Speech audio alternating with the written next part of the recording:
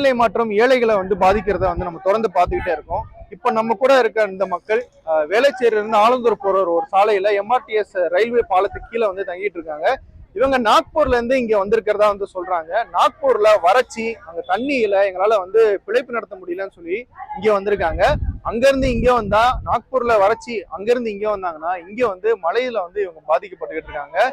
Cyclone Bengal அந்த புயல் வந்து சென்னையை பாதிச்சுக்கிட்டு இருக்கு. இந்த நேரத்துல ஒரு குளிரான காற்றுக்கு மத்தியில அந்த பாலத்துக்குள்ள எந்தவித பாதுகாப்புமே இல்லாம இவங்க இங்க வந்து வசிச்சுக்கிட்டு இருக்காங்க. சாப்பாடு, உடல்நிலை பிரச்சனை அப்படின்னு சொல்லிட்டு இவங்க தொடர்ந்து நிறைய பிரச்சனைகளை நம்ம கிட்ட சொல்லிட்டு இருக்காங்க. எங்களுக்கு உணவு வேணும், ஒரு போத்திக்கிறதுக்கு பெட்ஷீட் கூட எங்களுக்கு இல்ல, இதுக்கெல்லாம் ஏற்பாடு பண்ணி கொடுங்க அப்படின்னு சொல்லிட்டு வந்து கேட்கறாங்க. நாங்க ஜஸ்ட் இந்த பக்கமா வந்து வரும்போது விசாரிக்க தான் வந்தோம், ஏன் இங்க இருக்கீங்க அப்படின்னு சொல்லிட்டு.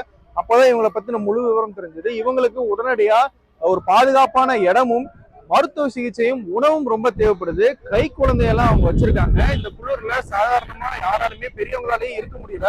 கை குழந்தையெல்லாம் வச்சுட்டு இந்த இடத்துல அவங்க உண்மையாவே ரொம்ப கஷ்டப்பட்டு இருக்காங்க. அது போக இங்க இருக்கிற முதியோர்கள் எல்லாருக்குமே உடல்நிலை சார்ந்த நிறைய பிரச்சனைகள் இருக்கு.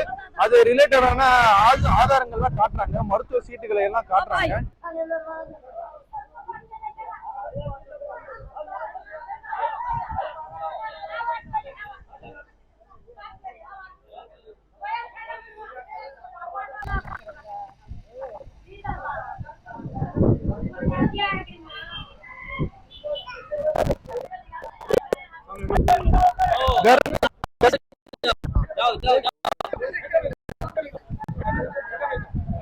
அரசாங்கம் ஏன் இந்த நடவடிக்கையுமே எடுக்கல அப்படிங்கிறது வந்து நமக்கு ஒரு பெரிய கேள்வியா இருக்கு.